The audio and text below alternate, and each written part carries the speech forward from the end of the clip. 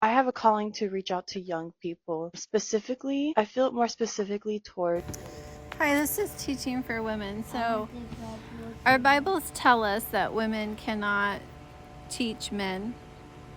We can teach women and children, so that's probably why he's calling you out to speak to women specifically, because we can't usurp our authority over men. We can ask them questions to get them thinking, but we can't teach them. We can't outright rebuke them. And I don't know if you are aware of that. But I wanted to share the gospel with you because I don't think you are aware of the gospel. You won't learn this in the church. They don't teach you this. So Yeshua is the son's Hebrew name. That's his true name. They changed the name. They actually removed the father's name from the Bible. There's only 7 places left that has the actual father's name, Yehovah. And they changed the son's name. There's a lot of scriptures that tell you that they're going to change his name.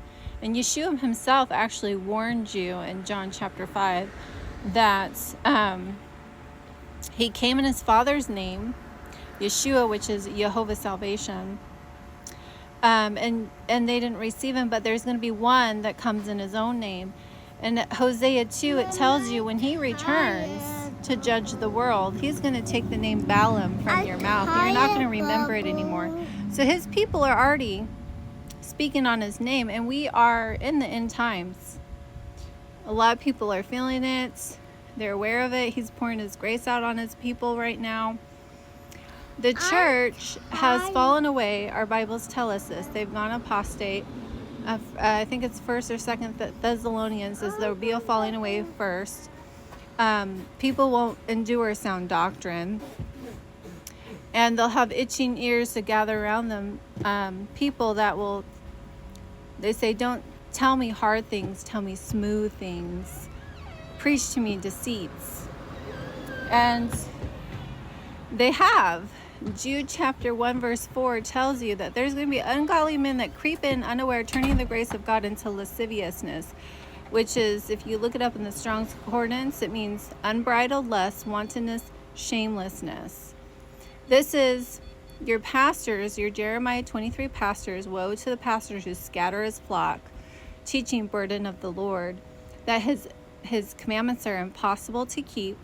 Only Yeshua could keep them. And turn the grace of God into lasciviousness, that you can be a sinner, come before the Lord and be shameless in your sin. You can give in to your lusts and your desires, your covetousness, and be shameless because you have undeserved favor. Grace is an undeserved favor. It's Titus 2, G5485 in the Strong's Concordance. It means divine influence upon the heart, teaching you to deny sin and lust of this world, the opposite of lasciviousness. Teaching you to deny sin and lust of this world. What is sin? According to our Bible, it's the transgression of the law. And his son was prophesied to refresh the covenant at Horeb. He tells you in John chapter 5, if you don't believe what Moses wrote of me, you're not going to believe what I tell you. So what Moses wrote of him, what he told you to go look and see, is in Deuteronomy 18, verse 15 through 19. What Moses wrote was Jehovah was going to raise up a prophet from amongst them of thy brethren, and he was going to give what they desired at Horeb, which is the parable of the life-giving water. Exodus 17, what they thirsted for and shouted to Moses. What the Israelites were baptized in under the cloud. In 1 Corinthians 10, Deuteronomy chapter 4 through 6 tells you what was given at the rock of Horeb. It was the 10 commandments given with Jehovah's voice out of the cloud in the midst of the fire. And he spoke to them so they would fear him. They agreed to that covenant that he gave with his voice. Deuteronomy 5 verse 22 tells you that he gave the 10 commandments and he added no more. He just gave the 10 at Horeb. But what you won't hear from your pastors in the church is that after they received that verbal contract they agreed to at Horeb, Moses went up on the mountain to receive the 2 tables of stone on Mount Sinai. the 2 tables of stone with the 10 commandments that Jehovah wrote with his own finger and told them to place under the mercy seat in the Ark of the Covenant. They grew impatient because Moses was up there for 40 days and 40 nights. This is Exodus 32, and they gathered around Aaron and had to make him a calf, transgressing his law, at breaking his first, second, and seventh commandment. And so they were given the sacrificial law that Moses wrote with his hand, the handwritten ordinances in Deuteronomy 31, until it was finished. This tells you it was supposed to be there for a period of time until it was finished, not meant to be forever. It was placed in the side of the Ark of the Covenant. That's why Yeshua's last words is, "It is finished." He was quoting Deuteronomy 31. Until the seed should come which the promise was made in Galatians 3:19. It tells you, serve the law. It was added. The only law added was the sacrificial law, the 600 and some laws, until the seed should come which the promise was made. And he was prophesied to give them what they desired at Horeb, the life-giving water, the 10 commandments. Revelations 22, and those that are thirsty are able to drink from the waters freely. The parable of the life-giving water he told the Samaritan woman at the well about. Yeshua gave us his first and great commandment in Matthew 22, verse 37 through 40, to love God with all your heart, soul, and mind, quoting Deuteronomy chapter 6, verse 5 through 25. Love the Lord thy God with all thy heart, with all thy soul, with all thy might. Keep the commandments in your heart, teach them to your children, and it will be your righteousness. Verse 25, it will be your righteousness.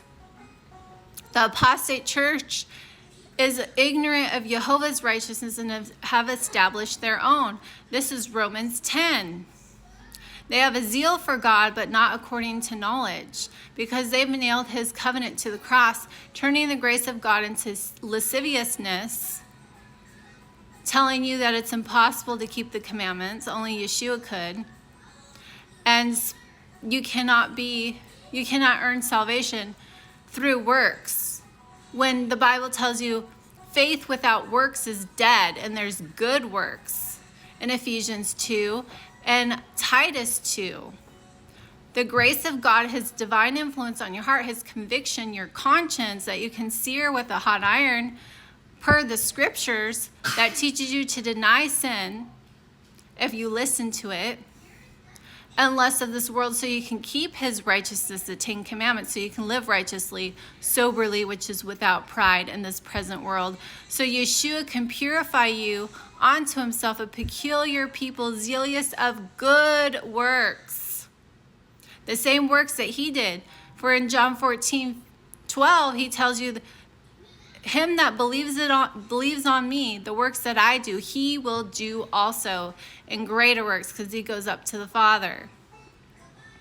Hebrews chapter 5, verse 9. Yeshua became the author of eternal salvation unto those who obey the Son. You have to obey him.